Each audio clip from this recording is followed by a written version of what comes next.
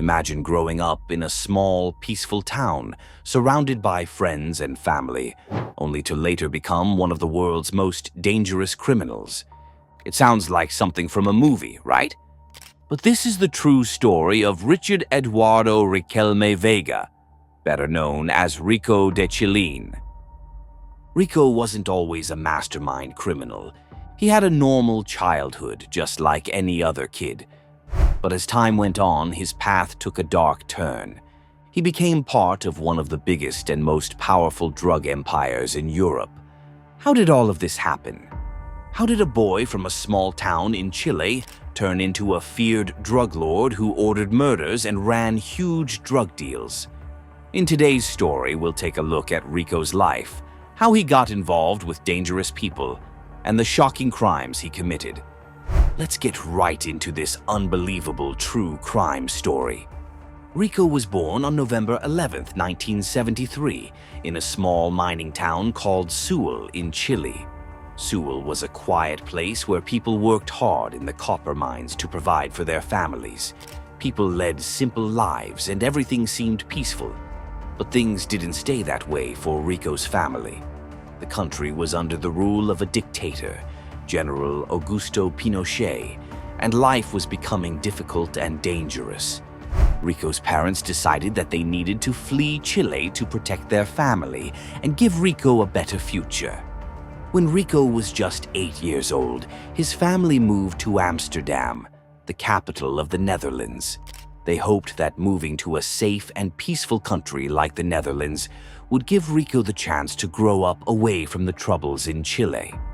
Amsterdam was a city full of life, music, and culture. It seemed like the perfect place to start fresh. Rico quickly learned both Dutch and Spanish, which would later help him communicate with many dangerous people. But at the time, he was just a kid, enjoying his new life in a big city. Little did his family know, their decision to move would lead Rico down a dark path.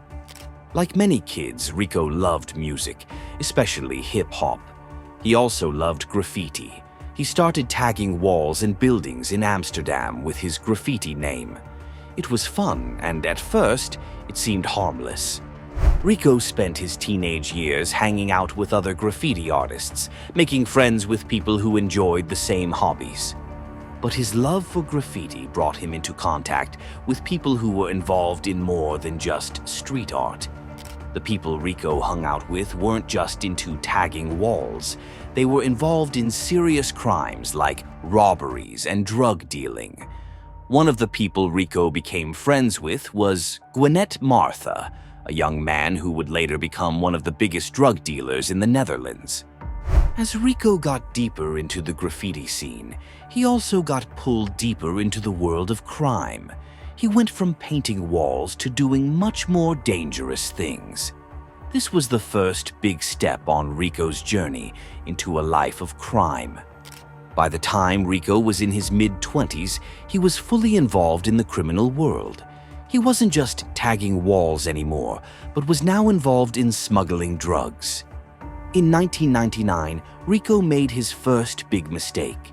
He and some of his associates were trying to sell a huge amount of cocaine in Germany. They were trying to sell hundreds of kilos of the drug, thinking they would make a lot of money from the deal.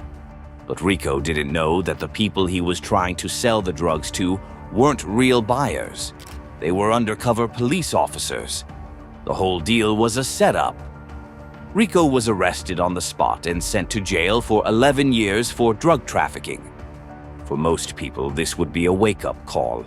Spending so much time in prison would make many people rethink their choices. But Rico wasn't like most people. Instead of learning from his mistake and turning his life around, Rico became even more dangerous. Prison didn't stop him. It just made him more determined. During his 6 years in prison, instead of feeling sorry for himself, he used the time to learn more about the criminal world. He met other criminals behind bars and listened to their stories. Rico took their advice and started planning for his future. He knew that once he was released, he wouldn't be going back to a normal life. He was going to return to the world of crime, but this time he would be smarter and more careful. When Rico was finally released from prison after serving 6 years of his sentence, he went right back to Amsterdam. But this time, he was much more cautious. He knew that the police were watching him closely, so he made sure to stay under the radar. Rico didn't want to get caught again. On the outside, he kept a low profile, but behind the scenes, he was quietly building a dangerous criminal empire. He quickly became one of the top leaders of several criminal organizations. These groups weren't small. They were massive operations that made millions of euros. Each group had a specific job that helped Rico's empire grow. One of the groups was responsible for laundering money. Money laundering means taking money that was made from illegal activities, like selling drugs, and making it look like it came from legal businesses. Rico had at least 12 trusted people working for him, making sure the money flowed smoothly through fake companies and other illegal structures. Another group handled the smuggling of cocaine. Rico worked closely with Raffaele Imperiale, an Italian mob boss who was one of the biggest criminals in Italy. Together, they brought huge amounts of cocaine from South America into Europe. They had an organized system for transporting the drugs, and their operations made millions of euros. But perhaps the most dangerous part of Rico's empire was his assassination business. Rico partnered with Ridouan Taghi, who was known as the most violent drug dealer in the Netherlands. Together, they ordered hits on their enemies, making sure anyone who stood in their way was eliminated. Rico's partnership with Ridouan Taghi made his criminal empire even more deadly. Taghi was feared by many people because of his violent nature. Together, Rico and Taghi became a powerful duo, running an assassination ring that took out their enemies. They didn't just talk about who they wanted to get rid of, they actually followed through with their plans. To communicate, Rico and Taghi used encrypted phones. These phones were designed to keep their conversations secret so that no one could listen in. Rico would call Taghi Sir, and Taghi called Rico Hermano, which means brother in Spanish. They were confident that their conversations were safe. In one message, Taghi told Rico, "We are literally going to cut them apart. They will feel what real anger is." This showed just how ruthless and dangerous the two men were. After a successful assassination, they would celebrate by sending messages like, "Whoop, whoop, he's dead." Rico and Taghi believed that their encrypted phones made them untouchable. But what they didn't know was that the police had cracked the code. Law enforcement could read every single message they sent. It was only a matter of time before their empire began to fall apart. While Rico was running his criminal empire, he made sure to keep his personal life hidden. He knew that the police were always watching him, so he moved between different countries to avoid getting caught. He traveled between Spain, South America, and Dubai, never staying in one place for too long. Even though he was on the run, Rico lived a very luxurious lifestyle. He spent his money on expensive cars, designer clothes, and fancy dinners at high-end restaurants. He loved showing off his wealth, and he enjoyed the thrill of living on the edge, knowing that the authorities were looking for him. Rico even spent time in Marbella, Spain, where he would relax and meet with other criminals. Despite knowing that he was being watched, Rico continued to live a life of luxury, confident that he would never get caught. But his confidence would soon lead to his downfall. For years, Rico managed to avoid getting caught. He was like a ghost, slipping in and out of countries without anyone noticing. But in 2017, his luck finally ran out. The Dutch police had been working closely with the Chilean authorities to track down Rico. They had been watching his every move for months, waiting for the perfect moment to make their move. On October 20th, 2017, Rico was shopping at a mall in Santiago, Chile. He thought it was just another normal day. After finishing his shopping, Rico walked to his car, ready to leave. But as soon as he approached his vehicle, everything changed. About 20 heavily armed police officers surrounded him. They ordered him to the ground and arrested him on the spot. Rico was shocked. He thought he was invincible, but now he was caught.